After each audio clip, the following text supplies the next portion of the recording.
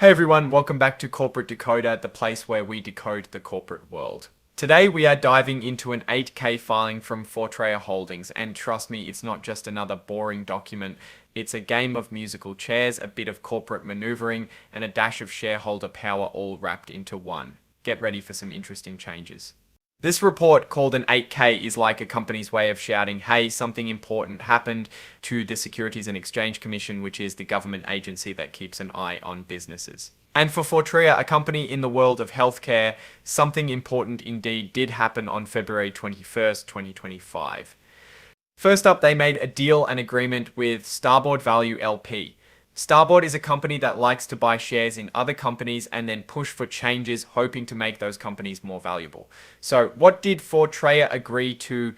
Well, they're adding a new member to their board of directors. Her name is Erin Russell, and she will be nominated or put forward for re-election at the next meeting of shareholders, people who own stock in the company.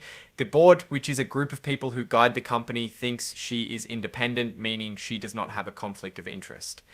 But wait, there's more.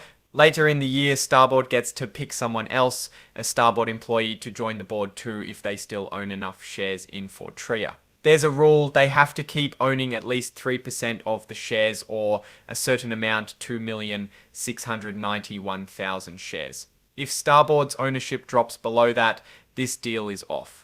The size of the board will not get too big during this deal. Fortrea also promises that the board won't get bigger than 9 people unless Starboard says it's okay. The company sets rules for what happens if someone leaves. This ensures that they're able to find and designate or nominate someone to fill that position. Starboard also promises to play nice. There are rules that they will follow called standstill restrictions.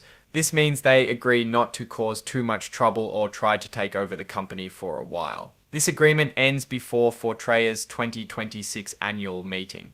Now it's time for a departure. Andrew Eckert, a member of the board, is leaving as of February 21st, 2025. He had a change in his main job, and the company's rules say he has to resign from the board if that happens. Importantly, his leaving wasn't because he disagreed with anything the company was doing, it's just a matter of following the company's rules. To thank him for his service, the company is giving him some extra stock, basically allowing him to get it sooner than planned. They also want him to know how much they appreciate him. Finally, to replace Mr. Eckert in his role, the board appointed Peter Neupert as the company's lead independent director. To make sure everyone knows what's going on, Fortrea sent out a press release, a public statement about this agreement. If you want to know more, you can read the actual agreement, which is included as an exhibit, a document with this report. So what does this all mean?